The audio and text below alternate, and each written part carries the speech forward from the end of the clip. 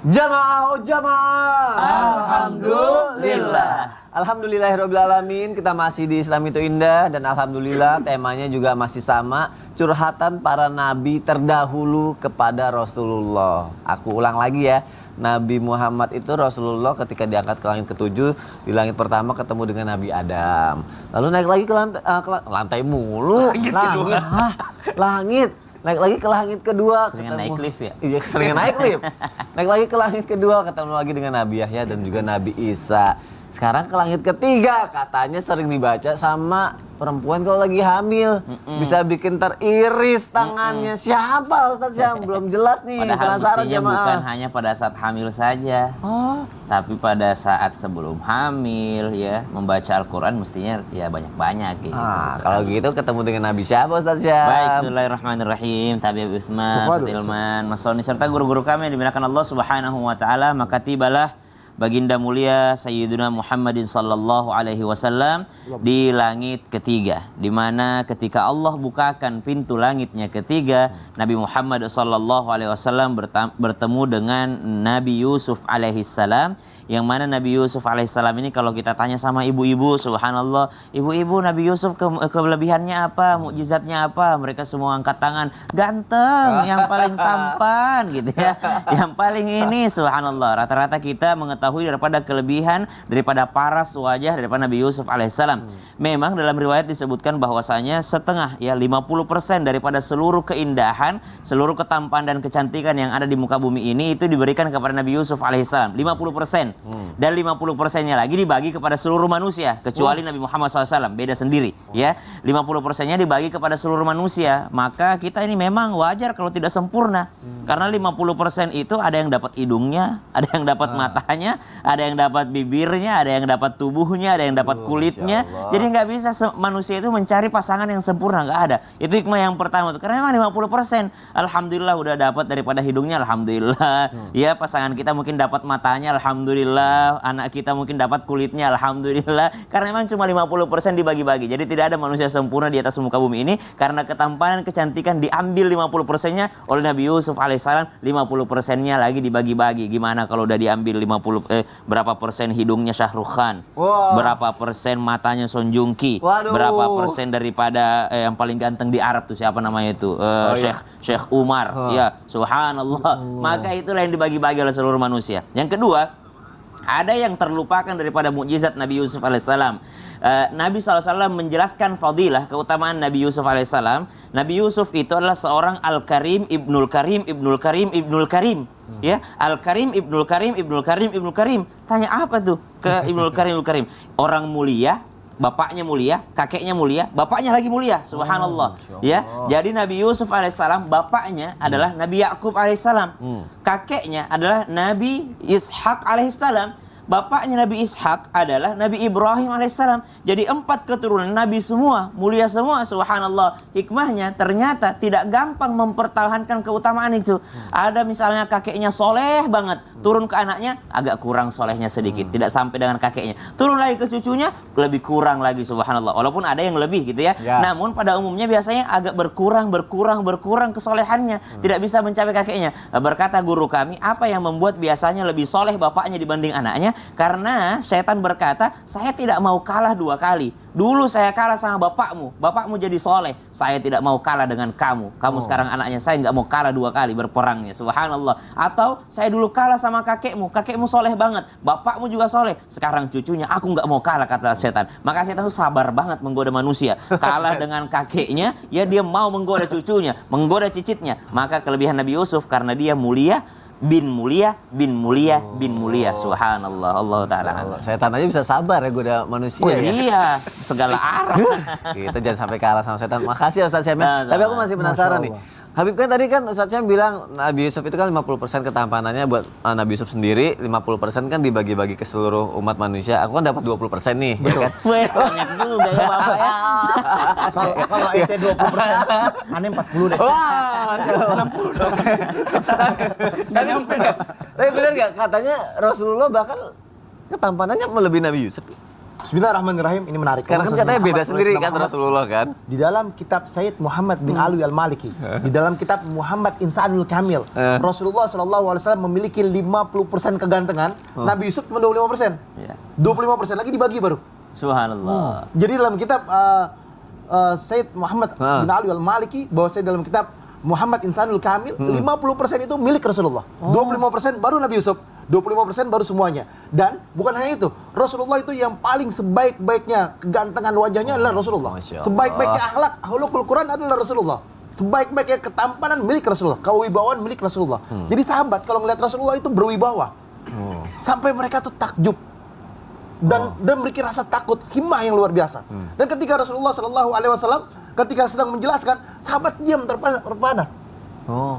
Dan juga ketika Rasulullah SAW melihat sahabat begitu tegang, dibercandain sama Rasulullah. Karena biar nggak begitu tegang. Dan semua sahabat yang melihat wajah Rasulullah kal badr, seperti bulan purnama yang terang, sangat terang.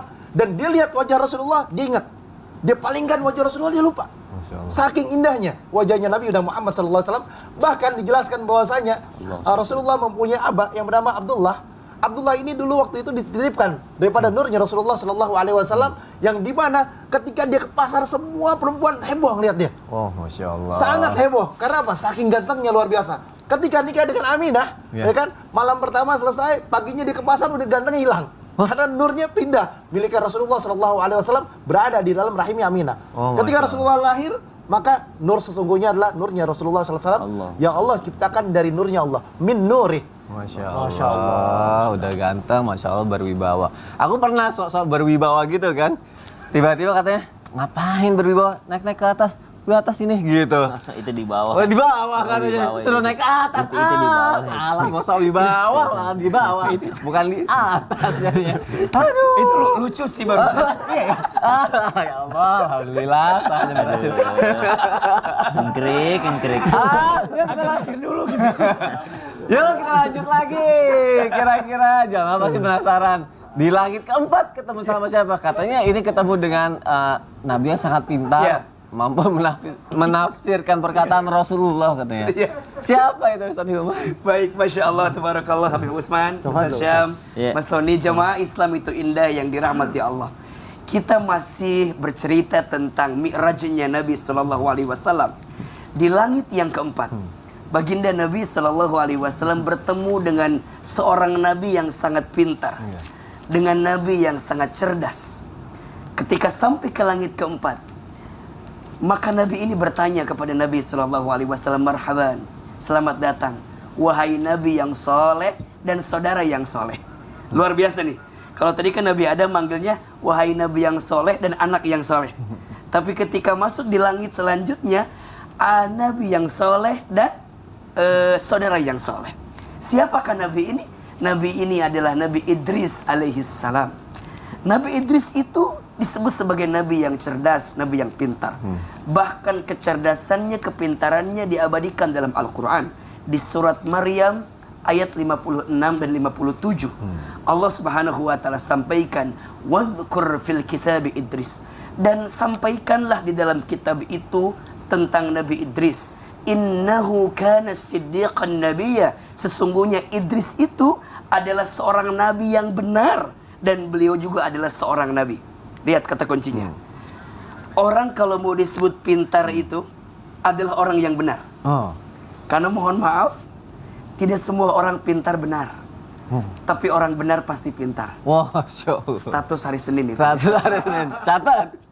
Ya, wa rafa'nahu makanan aliyya, dan Allah meninggikan derajatnya ke tempat yang paling tinggi untuk Nabi Idris alaihissalam. Nah, poinnya adalah kenapa Nabi Idris itu diberikan keistimewaan sebagai nabi yang pintar? Karena beliau adalah sikoh dengan kebenarannya, komitmen dengan apa yang kemudian nanti diyakini pada Nabi Muhammad SAW. Maka ini adalah kata kunci bagi kita. Setiap apapun yang datang dari Nabi Muhammad SAW itu benar, dan kita meyakini kebenarannya. Kemudian kita mengamalkan dalam kehidupan kita. Bayangkan Nabi Idris alaihissalam pun meyakini kebenaran Nabi Muhammad SAW. Bagaimana kita?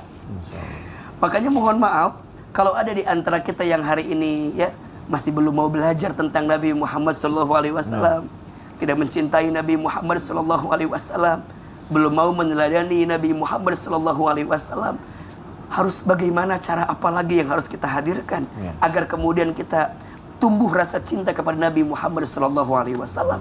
Maka saat bertemu di langit keempat, baginda Nabi mendapatkan kabar gembira karena bertemu dengan Nabi Idris alaihissalam yang benar hidupnya, yang meyakini kebenarannya, dan beliau juga adalah seorang nabi, sehingga menambahlah kebahagiaan Nabi SAW ketika sampai ke langit yang keempat itu, dan menjadikan baginda Nabi semakin penasaran untuk naik di langit-langit yang selanjutnya. Bertemu dengan Nabi siapa lagi? Karena saat bertemu di langit yang keempat, baginda Nabi bertemu dengan Nabi Idris yang juga mengakui kebenaran Nabi Muhammad SAW dan juga sangat pintar bahkan tidak menafsirkan perkataan Nabi Muhammad SAW.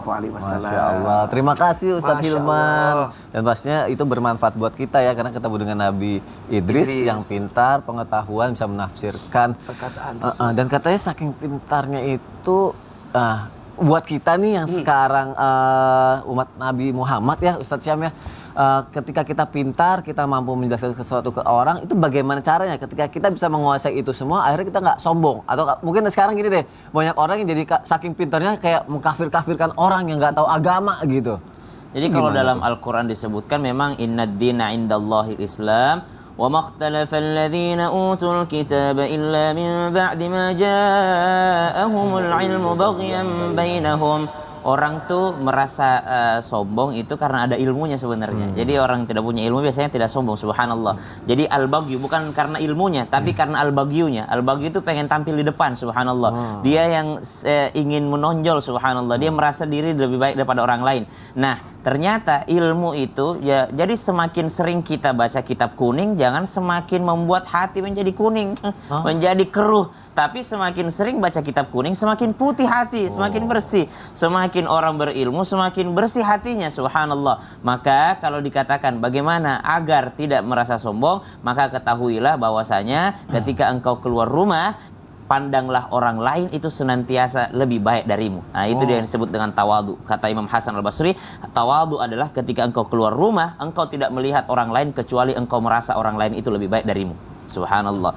Mau dia orang bodoh kah, mau dia nggak bisa ngaji kah, mau apakah, yang jelas dia lebih baik darimu, kata Imam Hasan Al-Basri. Wallahu taala ala. Ini bukan berarti kita jadi minderan gitu, enggak Oh dong, enggak. Itu lebih baik dari kita, artinya kita tidak boleh daripada sombong. Karena kita udah punya ilmu. Jadi kita nggak bakal minder. Kecuali kalau emang bodoh beneran. Itu baru minder beneran. Iya, minder beneran, karena emang nggak punya Ini apa-apa. ada yang bagus nih. Ada quotes yang bagus buat Ustaz Syamil buat ini. hari Selasa nih, udah dicatat nih. Jangan merasa pintar, harusnya pintar merasa. Pintar merasa, jadi tahu bagaimana merasakan orang. Masya Allah. Buat Rabu nanti ya. Iya, Siap-siap. Nanti sebelumnya aku bacain dulu pertanyaan dari jamaah. Ini kita masuk ke segmen Tanya Dong Ustadz. Kami semua tanya dong Ustaz. Masya Allah, tabarakallah. Ada pertanyaan dari Instagram hamba Allah. Assalamualaikum warahmatullahi wabarakatuh, Ustaz. Waalaikumsalam warahmatullahi wabarakatuh. Saya izin bertanya, Ustadz. Teman saya pernah bilang kalau nggak mungkin Nabi Muhammad itu pergi dari Masjidil Haram ke Masjidil Aqsa. Soalnya itu jauh banget. Terus apalagi naik ke langit, aduh. Dan dia bilang cuma karangan doang itu. Bagaimana cara menyakini teman saya itu biar dia percaya? Karena saya juga cuma dengar dari kisah-kisah doang, Ustadz. Mohon solusinya. Gimana nih, Habib? Bismillahirrahmanirrahim. Allahumma shalli ala Muhammad wa ala Muhammad. Ada sebuah cerita. Mas Sony lagi host hari ini di Islam Itu Indah. Islam Itu Indah. Gak lama di sini kita lihat ada semut masuk kantongnya Mas Sony nih. Oke. Ya kan? Abis dari sini, dari pagi nih abis sholat subuh nih, langsung berangkat ke bandara Mas Sony. Bandara langsung terbang ke Hong Kong. Iya. Ya kan? Cuman 4 jam kan ke Hong Kong. 4 jam. Di sana syuting. Syuting. Ya kan? Ngelihat di sana ya kan pemandangan di Hong Kong dan lain sebagainya. Sore, malam pulang. Iya. Pagi jadi host lagi di sini. Iya. Semutnya keluar, semutnya cerita sama teman-temannya. Tadi pagi kemarin saya tuh dari Hong Kong. Percaya gak teman-teman semut di sini? Nggak percaya. Semutnya temannya bilang, ah mungkin lo baru ke depan aja diinjek mati. Ya kan? Baru sampai jalan mati ya pagi ke Hong Kong. Ya kan? Akhirnya semut ini bilang, nggak percaya gue. Padahal masuk dari kantong. Ya kan? Masuk dari kantong tadi. Nah, sekarang simple. Zaman dulu, kita 30, 40, 50 tahun yang lalu, orang tua kita, kakek kita, itu kalau berangkat ke Mekah, mereka haji, kurang lebih 6 bulan perjalanan. Mereka pakai kapal laut. Sekarang cuma 9 jam. Ini dengan kekuasaan Allah Subhanahu wa taala, dengan kehendak dan keridhaan Allah Subhanahu wa taala, Rasulullah diperjalankan dari Masjidil Haram sampai ke Masjidil Aqsa dengan berkah dan ridhonya Allah Subhanahu wa taala, diperjalankan. Tadi itu, semut itu diperjalankan sama siapa? Sama ente. Iya. Ya kan? Kehendak dan keridhoannya Allah Subhanahu wa taala sampai ke Hongkong. Hidup lagi tuh semut di kantong. Iya. Ya kan? Dia ngelongok sedikit sebentar, oh ada di sini, oh di bandara, ada di airport dan lain sebagainya. Ini adalah bentuk daripada kekuasaannya Allah Subhanahu wa taala. Kita hamba Allah. Hari ini mungkin perjalanan kita ke Mekah 9 jam, mungkin boleh jadi tahun depan 2 tahun lagi, 5 tahun lagi, 10 tahun lagi, bisa 3 jam, 4 jam, kita nggak tahu. Karena atas izin Pakai Allah. Ultra Biosonic. Wow, Masya Allah. 21. Masya Allah, karena atas izin Allah teknologi juga Semakin canggih. melalui Betul. manusia-manusia yang bisa menciptakan itu. Itu ilmu gitu logikanya. ya. Oh ya benar. Tapi ilmu akhiratnya subhanallah, maha suci Allah yang telah memperjalankan hambanya. Subhanalladzi asra bi 'abdihi lailan minal masjidil haram ilal masjidil aqsa. Masya Allah. Aqsa alladzi barakna haulahu linuriyahu min ayatina innahu huwas samiul basir. Kuasanya Allah itu. Masya Allah. Terima kasih Habib Usman untuk penjelasannya dan semoga terjawab ya jamaah yang sudah bertanya ya. Kalau gitu aku bacain lagi pertanyaan selanjutnya nih. Dari Instagram hamba Allah masih. Assalamualaikum Ustadz. Waalaikumsalam warahmatullahi wabarakatuh. Izin bertanya, apakah benar Nabi Muhammad sebelum naik ke langit bahwa Nabi menjadi imam dari semua Nabi terdahulu di Masjidil Aqsa? Dan itu Nabi terdahulu dalam wujud roh atau bentuk fisik juga? Wah ini harus dijawab melalui tausiah nih Ustadz Syam. Bismillahirrahmanirrahim. Silakan, Ustaz. Bicara tentang roh ataupun fisik, yang pertama kita harus beriman bahwa Nabi Muhammad SAW berangkat Isra wal Mi'raj itu bukan roh saja, tapi roh wa jasad. Jadi fisiknya Nabi Muhammad SAW yang berangkat, bukan rohnya. Bukan juga mimpi, karena ada juga yang mengatakan itu cuma mimpi saja. Subhanallah. Seandainya cuma mimpi, tidak heboh Makkah. Seandainya cuma mimpi, orang-orang Abu Jahal, Abu Lahab itu tidak heboh. Tapi Nabi mengatakan saya tidak mimpi, saya berangkat dan ketika saya pulang masih hangat tempat dudukku, tempat tidurku masih hangat. Artinya perjalanannya sangat singkat, durasi singkat, tapi semuanya bisa dilihat oleh baginda Nabi SAW. Ya seandainya Nabi mengatakan tadi malam saya bermimpi, saya di Masjid Aqsa, saya terbang ke langit. Oh mereka tidak ada yang heboh, mereka semua percaya orang mimpi kok, mimpi kan bebas, subhanallah. Tapi Nabi SAW menceritakan bahwa jasadnya pun berangkat, semuanya berangkat. Maka tibalah Nabi SAW ilal Masjidil Aqsa, tiba di Masjidil Aqsa. Setibanya di Masjidil Aqsa, Nabi menceritakan bahwa Nabi melihat di dalam Masjidil Aqsa tidak ada sejengkal pun ruangan yang bisa aku lewati karena saking penuhnya dengan manusia di dalam Masjidil Aqsa. Lalu diceritakan oleh Jibril alaihissalam sebagai tour leadernya pada saat itu, tour guide-nya. Kata Jibril alaihissalam, ya Muhammad itu adalah ruh, ya, ruh para anbiya yang sedang menyambut kedatanganmu di Masjidil Aqsa. Jadi kalau ditanyakan fisiknya atau ruhnya para Nabi, maka dengan izin Allah itu adalah ruhnya para anbiya. Dan Nabi SAW sebenarnya sudah tahu, ini ada yang sujud terus, ada yang rukuk terus. Ini mereka bukan orang sembarangan. Mereka inilah ruhnya orang-orang soleh, kata Nabi SAW. Yang kedua, Nabi ketika mau masuk masjid, saking penuhnya, Nabi tidak berjalan maju, tapi Nabi SAW berjalan menyamping, saking penuhnya, subhanallah. Maka ketika pada saat itu dikumandangkanlah, ya, as-salatul jamaah, ya, as-salatul jamiah. Itu adalah contoh ataupun daripada kaidah bahwa zaman dahulu belum ada azan. Ya, kalau makanya sholat Idul Fitri dan sholat Idul Adha itu pakai azan apa enggak, Son? Enggak. Masa sih? Lupa. Aduh. Kata jamaah di rumah, pakai enggak ya orang lagi. kayak pakai enggak ya orang gue masbuk?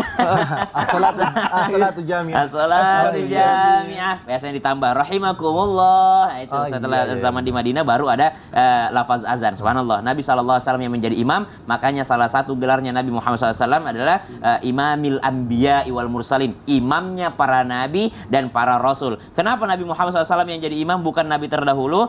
Karena ternyata yang tuan rumah pada saat itu yang hidup adalah Nabi Muhammad SAW. Artinya seakan menjadi kaidah sunnah bahwa yang sunnah jadi imam itu selamanya adalah tuan rumah, bukan tamu. Biar as-sudais yang datang ke rumah kita, tetap kita yang sunnah jadi imam. Kenapa? Karena tuan rumah yang paling tahu kebiasaannya makmum.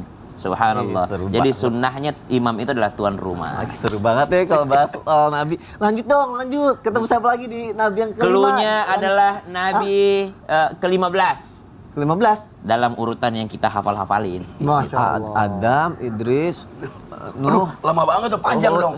Soleh, Kalau dinyanyi Ismail, terus. Ishak, pakai lagu dong. Adam, Idris, Nuh, Hud, Soleh.